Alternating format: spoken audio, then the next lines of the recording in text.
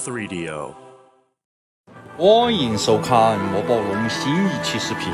深渊号角工厂图今天终于上线了，大家请把制作组永远的神打在公屏上。我是昨天晚上睡觉之前得知的消息，今天立刻快马加鞭干出来了这一期。3天的工作量，我1天就把它弄完了，大家还不多多点赞投币啊！目前新版本的语言只有俄文和英文，英文版本在 UP 主的粉丝群里面可以下载。目前我玩到的这个版本，除了英文之外，它还有少量的乱码。本期咱们主要来介绍一下工厂图的英雄和兵种。至于新版本的改动还有兵种的演示，咱们就放在下期视频。本期视频点赞加投币超过1万，我就立刻着手开始干下一期。那么咱们话不多说，正式开始。咱们先来看一下工厂图的英雄。说实话，这些英雄基本上质量都非常不错。他们的战士型英雄开局的属性和元素城的元素人一样。看到这第一个了吗？他就是工厂图里面的半身人特。开局全部都是半身人，但是呢，技能是领导加幸运。你可能会说，开局的技能不咋地呀，但是呢，他开局这么多半身人，开荒绝对不错。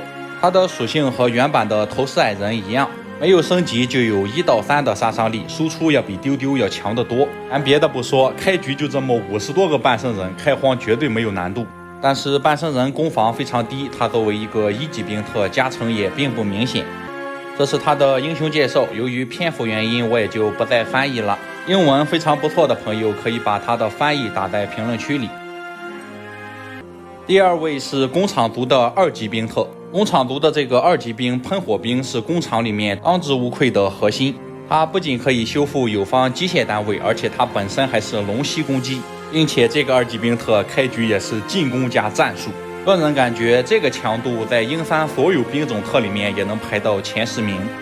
喷火兵虽然是个近战兵种，也不会飞，但是它的速度是很快的。这个兵种本身就可以用喷火器龙息攻击，还可以修机械，修复的数值是它的数量乘10，可以说是性价比相当高的2级兵。这是他的英雄背景介绍。第3位是工厂图的6级兵特。这个6级兵在之前演示视频里面只有60点的生命值，当时我还说这东西很脆，现在我要跟他道歉，因为他的生命值压根儿不是60点，而是45点。一个6级兵他有45点的生命值，我能说什么呢？骂的真他没出息，没出点东西，弯哪废。不过抛开特长不谈，开局终极剑术配合半身人还是比较有威慑力的。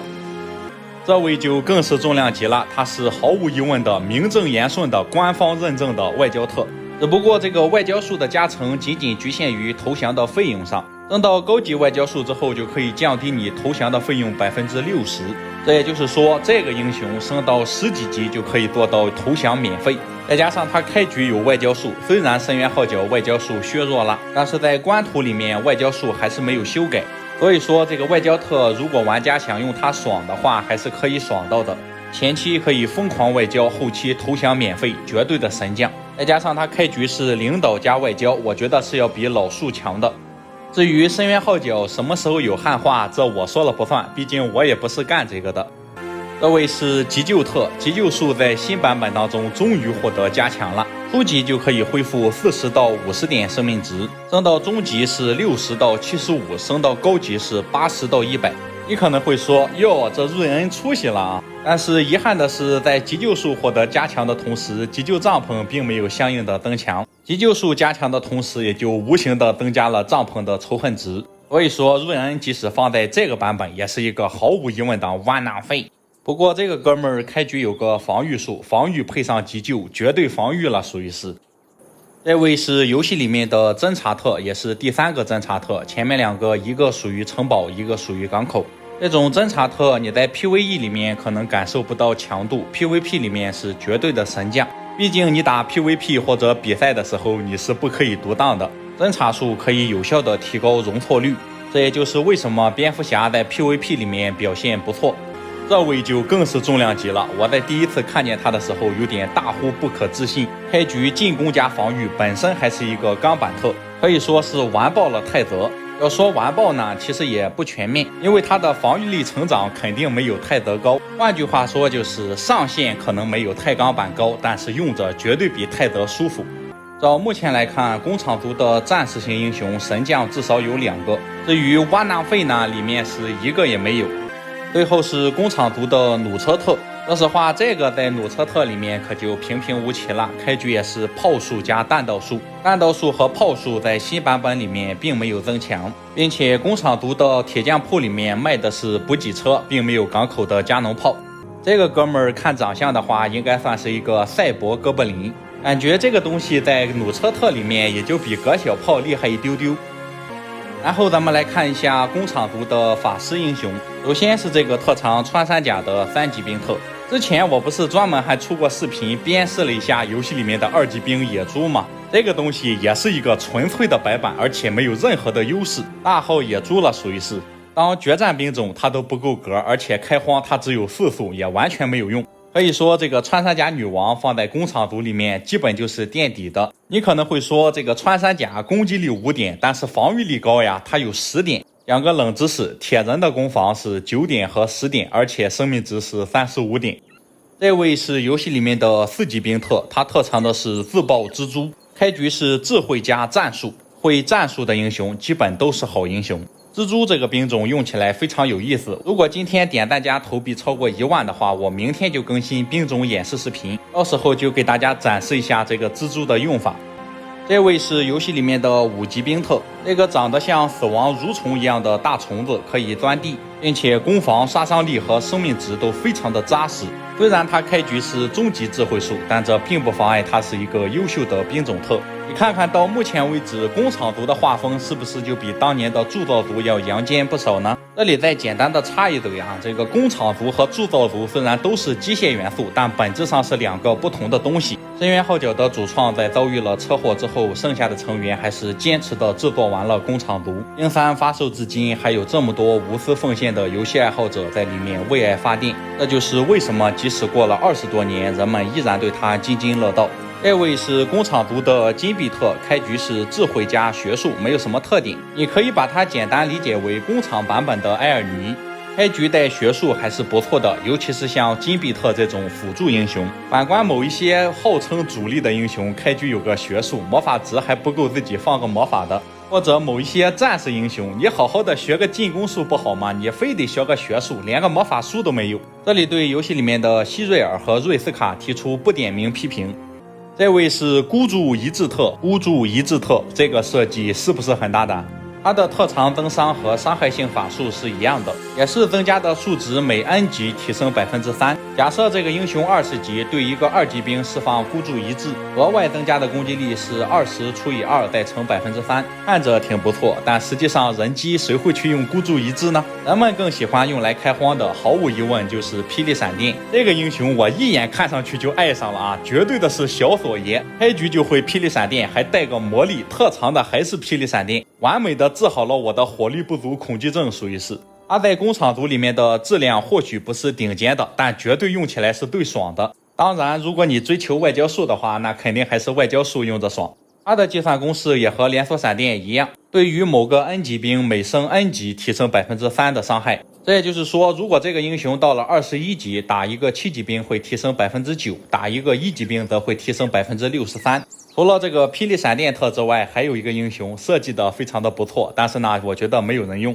它就是埋设地雷特。当初演示的时候，我还信誓旦旦的说这个学习能力肯定得加强，可实际情况是急救术都加强了，这个学习能力还是原来的数值。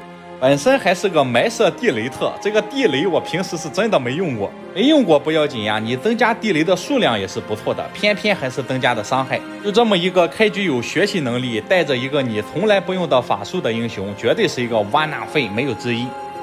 最后是游戏里面的虚弱无力特，工厂族理论上是偏火系的，英雄学习技能的概率我还不知道，但是呢，学水系的概率肯定没有火系高，所以说不出意外的话，他和地狱的奥利马一样，什么德行。不过好在人家开局有个理财术，当个副将还是非常不错的。这些英雄如果让我排名的话，第1名毫无疑问就是外交特，论强度的话，第2名是钢板特，论开荒的话则是闪电特和半生人特。最菜的那毫无疑问就是这个埋设地雷特，什么用也没有。这是工厂族的内部构造，说实话违和感基本上没有，它几乎可以做到以假乱真。让人第一眼看上去就会以为这是一个原版种族，而不是 mod 作品。工厂毒的特殊地形是荒地，在荒地上行走是有额外的地形损耗的。大家可能注意到了，工厂毒有8个兵种，工厂实际上有2个7级兵。本来我还以为他们会像4代一样选择性建筑，实际上这2个单位就是单纯的并列关系，你谁都可以造。但是他们的属性我们可以清晰的发现，已经比最初的演示视频削弱了不少。至于这个大巨人，当初属性可是比大天使还要高的。我觉得这样改也是为了照顾平衡性，要不然的话，这个族后期那真是无人能敌。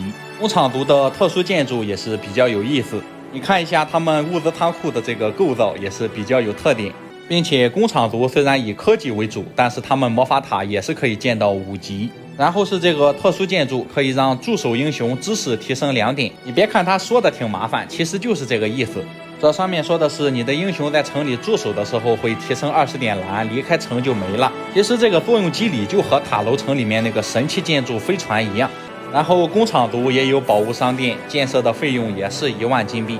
工厂的铁匠铺卖的是补给车，最初我还以为它会有一个特殊的新型战斗机器。接下来这个我觉得是工厂毒最为神来之笔的设计，它叫做银行。你在建设这个建筑之后，可以在这里借2500金币，借完之后你会在未来的5天每天还500金币，应该是还完之前你不能重新借新的一笔。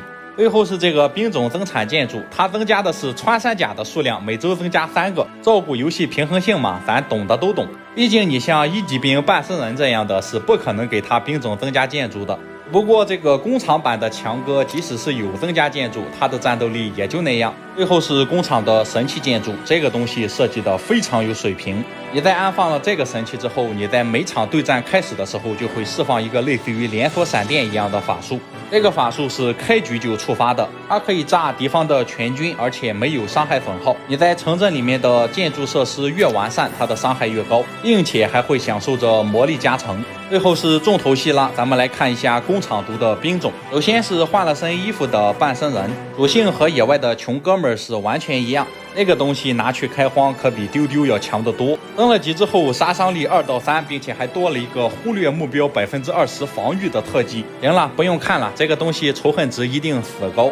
个人感觉，以工厂毒目前的开荒能力的话，基本可以和港口不相上下。在露娜这个狗东西被削弱了之后，元素城的开荒实际上已经不如工厂了。是的，你没有听错，露娜终于被削弱了，我在下个视频会给大家介绍。然后是工厂毒的核心单位喷火兵，其实人家应该被翻译成工程师，喷火兵是我起的外号。这个单位在没有升级之前属性就不错，手里的喷火器可以造成类似于龙息一样的贯穿效果，并且它还可以修复友方的机械单位。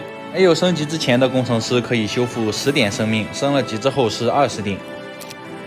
然后是3级兵，这个没出现东西啊，万纳费。最初我还以为它是一个反伤单位，结果呢没有任何的特技，就是一个白板，而且属性也不咋地。我就感到纳闷啊，你何德何能卖230金币？你攻防、杀伤力和生命值都不如铁人，就是速度比人家快了一点。更加可恨的是，你白板就白板吧，你居然还不是一个机械单位。4级兵也是工厂毒的另一个核心，它就是一个机械蜘蛛。这个东西有一个非常强大的特效，就是死后可以自爆。它的杀伤力是恒定的7点，生命值30，速度8点。这样的属性你不去玩这个自爆的话，它的作用非常有限，因为属性很低。升了级之后，杀伤力变成了9点，还多了一个不受反击。这个自爆你可以选择开启或者不开启，一旦开启，这支部队如果全军覆没，它就会立刻自爆，尸体也不会留下，造成的伤害还是比较可观的。它可以对周围一圈的目标造成伤害。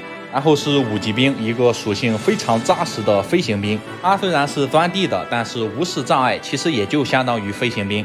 单看属性的话，和大雕各有千秋，攻防和杀伤力比大雕稍微高一点，但是生命值少了10点。